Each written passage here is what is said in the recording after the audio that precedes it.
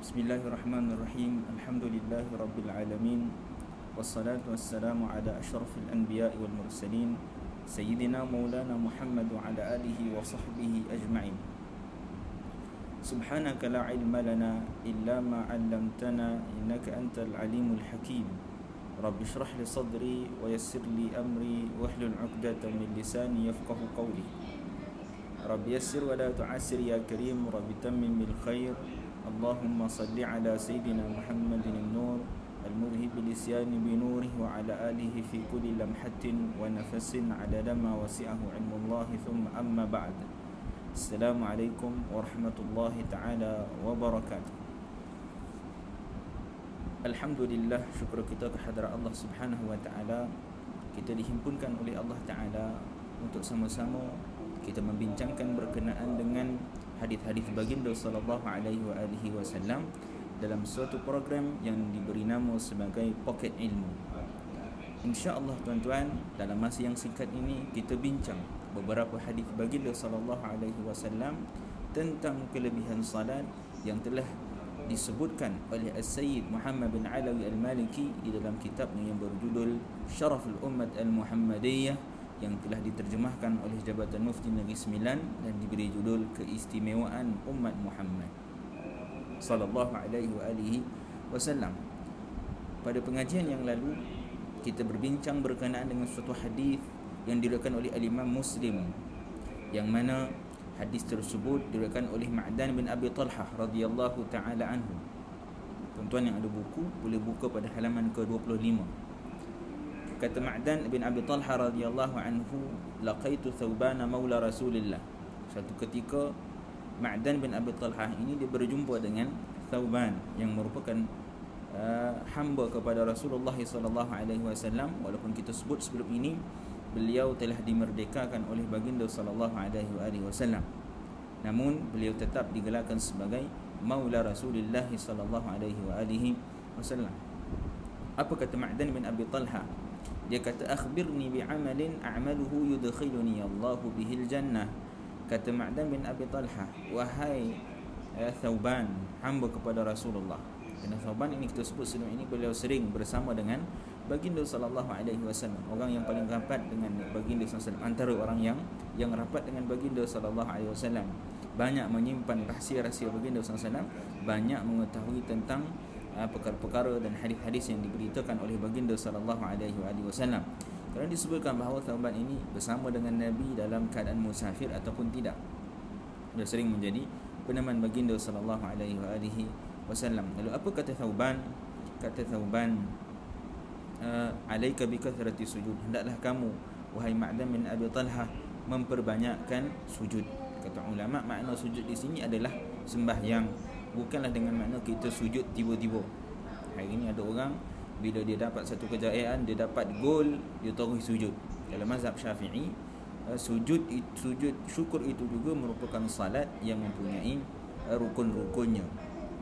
Jadi hadis ini disebutkan oleh Thawban dengan makna salat, bukanlah dengan semata-mata memperbanyakkan sujud tanpa melaksanakan salat. Dan para ulama membincangkan berkenaan dengan sujud di sini, adakah salat itu hanya salat fardu ataupun salat sunat. Sebahagian mengatakan bahawa termasuk juga dalam yang disebut oleh Thawban ini memperbanyakkan sujud itu termasuk juga dengan salat-salat sunat. Fa innaka la tasjudu lillahi sajdatan. Kerana kata Thawban radhiyallahu taala anhu bahawa Nabi SAW bersabda, tidaklah seseorang itu sujud melainkan Allah subhanahu wa ta'ala akan mengangkat darjatnya dan menghapuskan dosa-dosanya. Satu kelebihan yang besar Allah subhanahu wa ta'ala berikan tuan-tuan kepada orang yang mana dia memperbanyakkan salat kepada Allah subhanahu wa ta'ala. Dan inilah kelebihan bagi umat-umat baginda sallallahu alaihi wasallam, iaitu diampunkan dosa dan diangkatkan darjat hanya semata-mata dengan dia melaksanakan sembahyang yang tak sampai pun kadang-kadang 5 minit, tetapi ganjaran yang cukup besar diberikan oleh Allah Ta'ala. Kemudian kata musannif rahimahullahu ta'ala dalam hadis yang lain, an Ubadah bin Samit radhiyallahu anhu annahu sami'a Rasulullah sallallahu alaihi wa alihi wasallam yaqulu ma min 'abdin yasjudu lillahi sajdatan illa kataba Allahu lahu biha hasanatan wa maha 'anhu biha sayyi'atan wa rafa'a lahu biha darajatan fastakthiru minas sujud. Hadis ini diriwayatkan oleh Ubadah bin Samit radhiyallahu taala anhu. Kita lihat maksudnya. Daripada Ubadah bin Samit radhiyallahu anhu, bahawa beliau telah mendengar Rasulullah sallallahu alaihi wasallam bersabda, setiap sujud seorang hamba itu akan dikurniakan oleh Allah satu kebaikan dan dihapuskan satu kesalahan serta diangkat untuknya satu darjat. Oleh itu perbanyakkanlah sujud. Hadis ini akan oleh Sayyidina Ubadah bin Samit radhiyallahu taala anhu. Sayyidina Ubadah bin Samit ini tuan-tuan, seorang sahabat Nabi SAW yang mana beliau daripada Bani Ghanam ibn Auf dan beliau daripada kalangan Khazraj. Bila kita kata Khazraj, maknanya beliau daripada kalangan penduduk Madinah. Kerana dalam kalangan penduduk Madinah itu ada dua puak yang besar, iaitu Khazraj dan Auf dan Khazraj. Jadi Ubadah bin Samit ini daripada kalangan Khazraj. Sayyidina Ubadah bin Samit radhiyallahu taala anhu ini dikatakan bahawa beliau sempat menyertai dalam dua perjanjian Aqabah, yakni perjanjian Aqabah yang pertama dan perjanjian Aqabah yang kedua. Dan Sayyidina Ubadah bin Samit radhiyallahu taala anhu ini beliau telah menyertai hampir ke semua peperangan bersama dengan baginda sallallahu alaihi wasallam, dan beliau juga menyertai dalam peperangan pembukaan kota Mesir. Dan beliau pernah tinggal menetap di Syam, dan beliau pernah dilantik menjadi gubernur di sana bersama dengan Sayyidina Muawiyah. Beliau berada di bawah pimpinan Sayyidina Muawiyah ketika berada di Syam, yang mana nanti ada berlaku sedikit perselisihan di antara Ubadah bin Samit radhiyallahu taala anhu, sehinggalah akhirnya Sayyidina Uthman bin Affan meminta supaya Ubadah bin Samit ini kembali ke kota Madinah. Kemudian Sayyidina Ubadah bin Samit radhiyallahu taala anhu ini juga beliau pernah dilantik menjadi gubernur di Palestin, dan beliau telah meninggal dunia di Ramlah di Palestin. Sayyidina Ubadah bin Samit radhiyallahu taala anhu ini tuan-tuan dikatakan bahawa beliau menyertai Bai'atul Aqabah yang pertama, tetapi menurut pendapat yang paling kuat beliau menyertai pada Bai'ah Aqabah yang kedua. Adapun yang pertama, mengikut pendapat yang kuat pada kalangan ulama, ia tidak disertai oleh Sayyidina Ubadah bin Samit. Beliau mula menyertai pada perjanjian Aqabah yang kedua. Dan Nabi SAW apabila berhijrah ke kota Madinah, kita baru melalui peristiwa yang besar dalam Islam, iaitu peristiwa hijrah baginda SAW daripada kota Makkah ke kota Madinah. Walaupun dibincang secara panjang lebar oleh para ulama bahawa bukanlah 1 Muharram itu merupakan detik waktunya Nabi berhijrah. Kerana Nabi berhijrah itu ada sebahagian riwayat mengatakan pada awal bulan Safar, ada yang kata pada pertengahan, bahkan ada yang mengatakan awal Rabiul Awal tarikh baginda berhijrah ke kota Madinah. Tetapi detik-detik penghijrahan, step ataupun perancangan yang dilakukan oleh baginda SAW itu telah berlaku daripada sebelumnya. Bahkan para sahabat radhiyallahu ta'ala anhum sendiri telah mula berhijrah sedikit demi sedikit, sehingga diketahui oleh penduduk musyrikin Quraisy. Itu dibincang secara panjang lebar dalam kisah penghijrahan baginda sallallahu alaihi wasallam. Apabila Nabi SAW sampai di kota Madinah, maka Nabi SAW telah mempersaudarakan Sayyidina Ubadah bin Samit dengan seorang sahabat namanya Abi Marthad Al-Ghanami. Dan Sayyidina Ubadah bin Samit radhiyallahu ta'ala anhu, beliau merupakan seorang hafizul Quran. Beliau memeluk Islam dan beliau menjadi hafizul Quran, kerana bukan daripada semua kalangan sahabat itu menghafal Al-Quran. Bukan semua daripada kalangan sahabat menghafal Quran. Ada beberapa orang sahabat yang digelarkan sebagai hafizul Quran, antaranya Sayyidina Ubadah bin Samit radhiyallahu ta'ala anhu. Dan Sayyidina Ubadah bin Samit ni tuan-tuan, beliau merupakan seorang guru. Hari ini kita panggil tok guru, yang mengajarkan kepada ahli suffah.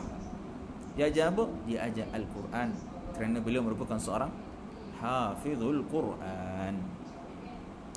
Kemudian setelah wafatnya baginda sallallahu alaihi wasallam, bila berlakunya pembukaan kota-kota Islam di seluruh dunia, maka Sayyidina Ubadah bin Samit radhiyallahu taala anhu, beliau telah berhijrah ke kota Syam. Barulah beliau berhijrah ke kota Syam. Adapun ketika hayat baginda SAW, beliau duduk bersama dengan baginda SAW dan beliau menjadi tenaga pengajar kepada Ahlus Suffah. Kata Muhammad bin Ka'b al-Quradhi, sesungguhnya orang yang menghimpunkan Al-Quran pada zaman Nabi itu hanya 5 orang sahaja daripada kalangan Ansar. Ini kita sebut pada awal pengajian dulu kalau tuan-tuan masih ingat. Yang mana 5 orang itu siapa dia? Pertama Muaz bin Jabal, yang kedua Ubadah ibn Samit, yang ketiga Ubay, yang keempat Abu Ayyub Al-Ansari, dan yang kelima adalah Abu Darda. 5 orang ini sahaja daripada kalangan Ansar yang mana mereka itu menghafal Al-Quran. Oleh itu, apabila Sayyidina Umar radhiyallahu taala anhu dilantik menjadi khalifah, beliaulah yang telah menghantar Sayyidina Ubadah bin Samit ke negeri Syam. Kenapa? Kerana Yazid bin Abi Sufyan telah menuliskan suatu surat kepada Sayyidina Umar dengan katanya, inna ahla Syam kathir, kata dia. Apabila Abu Sufyan dan anaknya telah berhijrah, telah berpindah ke kota Syam, dilantik menjadi ketua di sana, pemimpin di kota Syam. Lalu Yazid bin Abi Sufyan, anak kepada Abu Sufyan, tulis surat kepada Sayyidina Umar. Dia kata, inna ahla Syam kathir, kata dia. Sesungguhnya penduduk Syam ini ramai. Kerana Syam ini tuan-tuan dahulunya termasuklah Palestin, termasuklah Lebanon dan beberapa negara Arab yang lain, bukan semata-mata Syria. Negara Syam dahulunya sangat besar sehinggalah datangnya pencajah yang memecah belahkan negara Syam sehingga menjadi negara yang kecil-kecil. Kata Yazid bin Abi Sufyan, sesungguhnya penduduk Syam ini ramai. Waqad ihtaju ilaihi man yu'allimahum. Sesungguhnya mereka memerlukan kepada seseorang yang boleh man yu'allimuhumul Qur'ana, mereka yang boleh mengajarkan Quran kepada penduduk Syam, serta mengajarkan kepada mereka tentang ilmu fiqh. Lalu dia kata, a'inuni bi thalathah, tolonglah aku dengan 3 orang. Siapa dia? Hadza syaikhun kabir li Abi Ayyub. Siapa makna syaikhun kabir dimasukkan oleh Yazid itu adalah Abu Ayyub Al-Ansari. Wa hadza saqimun li Ubay, Sayyidina Ubay. Fa kharaja thalathatu ila Syam. Lalu keluarlah 3 orang tadi, Ubadah bin Samit, Abu Ayyub Al-Ansari dan Sayyidina Ubay, ke kota Syam. Dan mereka memulakan daripada Hims. Dan kemudian berlakulah beberapa peristiwa, antaranya fitnah, perselisihan di antara Ubadah bin Samit dan Sayyidina Muawiyah radhiyallahu taala anhu. Sayyidina Ubadah bin Samit radhiyallahu taala anhu, beliau meninggal dunia di Palestin pada tahun 34 Hijrah dan ketika itu umurnya adalah 72 tahun. Baik, kita kembali kepada hadis kita. Sayyidina Ubadah bin Samit radhiyallahu taala anhu, beliau kata, beliau mendengar daripada Rasulullah SAW, Nabi bersabda, ma min abdin, tidaklah seseorang hamba itu dia sujud lillah, sujud kepada Allah. Adapun sujud kepada selain Allah itu adalah merupakan perbuatan yang boleh membawa kepada syirik, boleh membawa kepada syirik. Namun tuan-tuan, dalam kita menghadapi era globalisasi ini, wujudnya laman sosial, wujudnya kecanggihan teknologi yang kadang-kadang bila kita melihat satu video, kita tak boleh menjatuhkan hukum serta-merta.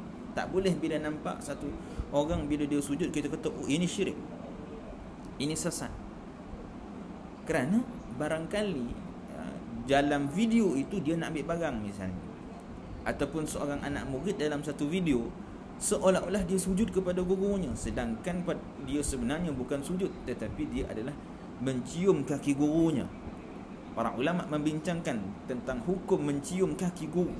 Dalam mazhab Syafi'i, antara yang menyebut Ibnu Hajar Al-Haytami, beliau berpandangan bahawa harus hukumnya bagi seorang anak murid mencium kaki gurunya. Itu pandangan para ulama yang kita kena belajar untuk menerima pandangan ulama, dan tak boleh kita hanya menganggap pandangan kita semata yang benar. Apa yang kita dengar, apa yang kita faham, apa yang kita belajar, itu sahaja yang betul. Adapun selain daripada itu adalah sesat. Tak boleh. Kerana ini pendapat para ulama yang perlu kita raikan. Cuma di Malaysia tidak menjadi adat kita seorang anak murid mencium kaki guru. Namun andai kata kita melihat satu video di luar negara, seorang anak murid mencium kaki gurunya, adakah kita ingin menuduhnya sesat hanya semata-mata perbuatan tersebut? Kalau dengan perbuatan tersebut kita tuduh dia sebagai sesat, maka banyak para ulama yang kita kena sesatkan. Kerana mereka mengatakan bahawa hukum seorang anak murid mencium kaki gurunya adalah harus. Oleh itu pentingnya tuan-tuan untuk kita memahami tentang perbezaan pandangan ulama. Belajar untuk menghormati pandangan ulama yang lain, supaya kita tidak terlalu mudah untuk menuduh sesat, apatah lagi mengkafirkan sesama umat Islam. Baik, jadi kata Nabi SAW, tidaklah seorang hamba itu dia sujud kepada Allah, yakni dia melakukan salat, sama ada salat fardu ataupun salat sunat, illa kataballahu lahu biha hasanah, melainkan Allah Ta'ala akan menuliskan baginya satu kebaikan. Wa maha anhu biha sayyi'atan, dan dengan sujud yang sama juga Allah Ta'ala akan menghapuskan baginya satu dosa. Wa rafa'a lahu biha darajatan, dan mengangkat baginya darjat. Dalam hadis ini ada sedikit tambahan daripada hadis yang sebelumnya. Kerana hadis yang sebelumnya kita sebut bahawa Sayyidina Al-Thawban radhiyallahu ta'ala, dia kata Nabi SAW bersabda, siapa yang sujud kepada Allah ataupun sebagian ulama kata kerana Allah, ikhlas kerana Allah, maka Allah akan mengangkat darjatnya dan menghapuskan dosanya. Adapun hadis yang seterus ini tuan-tuan, ada satu tambahan yang mana kata Nabi SAW akan ditetapkan baginya satu kebaikan. Bukan semata-mata diangkat darjatnya, bukan semata-mata diampunkan dosanya, bahkan dituliskan baginya satu kebaikan. Ini suatu kelebihan yang Allah berikan kepada mereka yang melaksanakan salat. Lalu kata Nabi SAW, fastakthiru minas sujud. Oleh demikian kata Nabi, perbanyakkanlah sujud, yakni perbanyakkanlah sembahyang. Kalau yang sembahyang fardu, maka itu tak boleh diperbanyakkan. Makna perbanyak apa ni? Ada orang kata, oh ustaz kata kena perbanyakkan, maknanya kita sembahyang maghrib 3 kali. Tak. Itu namanya bid'ah yang sesat. Haram perbuatan tersebut, kerana menambah daripada syariat yang telah ditetapkan oleh baginda SAW. Maksud Nabi dalam hadis ini memperbanyakkan salat itu adalah salat-salat sunat. Kerana dengan salat tersebut, dengan sujud yang kita lakukan ketika mendirikan salat-salat tersebut, Allah Ta'ala akan berikan kita pahala, Allah akan mengangkat darjat, dan Allah akan mengampunkan dosa. Kemudian ketiga, kelebihan yang Allah berikan kepada umat baginda sallallahu alaihi wasallam, itu kata Sayyid Muhammad bin Alawi, salat merupakan sebaik-baik perkara yang disyariatkan oleh Allah. Salat adalah merupakan satu amalan, satu perbuatan yang paling afdal. Kita sebut pada awal perbincangan kitab salat ini bahawa salat itu merupakan ibadah yang paling afdal berbanding daripada ibadah yang lain. Sebahagian mengatakan bahawa salat itu adalah sesuatu perkara yang paling afdal setelah kalimatus syahadah. Sebab itu dalam hadis ketika Nabi SAW menceritakan tentang rukun Islam, kata Nabi SAW setelah menyebutkan antashhadu an la ilaha illallah, antashhadu an la ilaha illallah, mengucap 2 kalimah syahadah, wa tuqimus salah, dan mendirikan salat, menunjukkan bahawa salat itu adalah merupakan amal ibadah yang paling mulia di dalam Islam. Kemudian kata musannif rahimahullahu taala, At-Tabarani telah meriwayatkan suatu hadis yang mana an Abi Hurairah radhiyallahu anhu anna Rasulullah SAW qala as-salatu khairu mawdu'in faman istata'a an yastakthira falyastakthir.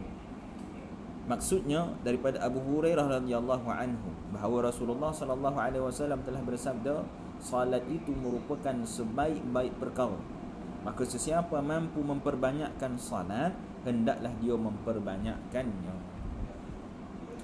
Makna hadis ini apa tuan-tuan? Sayyidina Abu Hurairah radhiyallahu taala anhu, dia sebut bahawa Nabi SAW bersabda, salat itu adalah khairu mawdu'in. Apa makna khairu mawdu'in? Khairu mawdu'in ini, kata ulama, menunjukkan bahawa salat adalah sesuatu amalan yang terbaik yang ditentukan oleh Allah untuk hamba-Nya. Bahasa daripada perkataan wada'a, mawdu'in, sesuatu yang diletak. Kalau kita kata wada'a, itu maknanya kita letak. Tapi mawdu' sesuatu yang diletakkan. Bila kita bincang tentang salat, maknanya apa tuan-tuan? Sesuatu yang ditetapkan oleh Allah. Maka salat ini adalah suatu ibadah ketetapan yang paling mulia. Sebab itu kata Nabi, khairu, yang terbaik. Kerana dalam bahasa Arab, kalau kita mengaji bahasa Arab, khair itu dia tidak ada isim tafdil. Kalaulah tayyib misalnya, kita kata baik. Untuk kita kata lebih baik itu apa? Al-tayyib, kita kata lebih baik. Tetapi khair itu tidak ada isim tafdil. Bila kita kata khair, itu maknanya yang terbaik.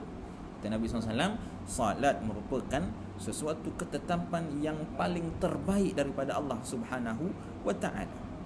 Faman istata'a an yastakthir falyastakthir.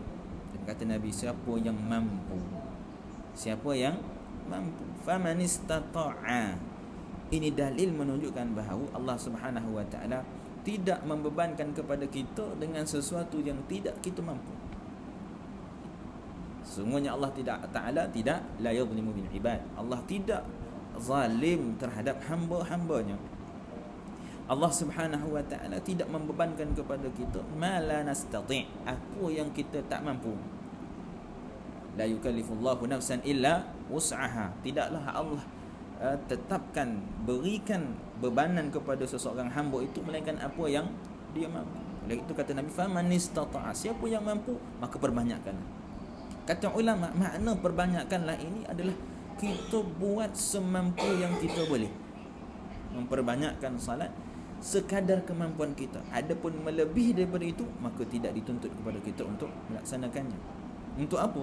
Untuk kita mencapai kebaikan yang dijanjikan oleh Allah Subhanahu wa ta'ala. Untuk kita mendapat kelebihan daripada amalan yang terbaik, kata Nabi SAW. Dan ini juga dalil, kata ulama, menunjukkan bahawa salat itu adalah merupakan amalan yang paling afdal. Hadis yang seterusnya, kata Nabi SAW, an Thawban radhiyallahu anhu. Kata musannif rahimahullah ta'ala, yang keempat, salat adalah sebaik-baik amalan. Dalilnya apa? Hadis daripada Thawban radhiyallahu anhu.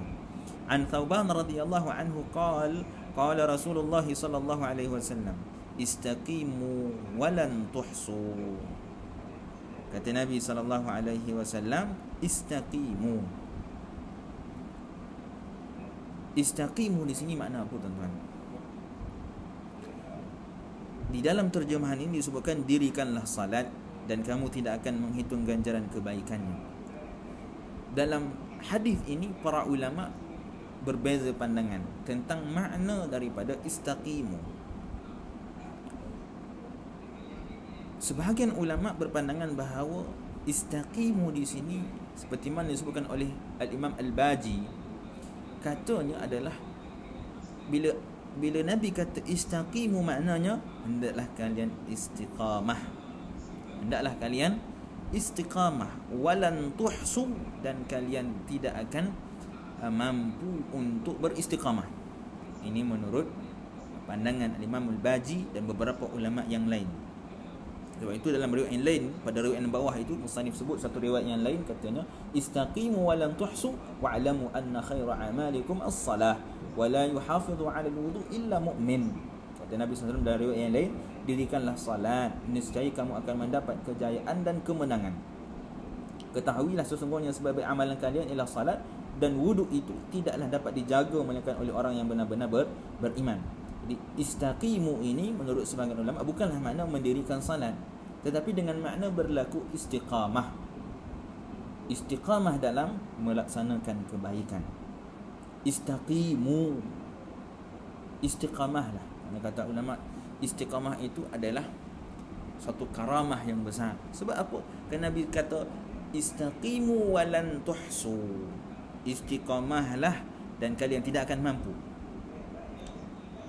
Maknanya macam mana hebat pun seseorang itu, dia tidak akan mampu untuk beristiqamah dalam melakukan semua kebaikan. Tak akan mampu.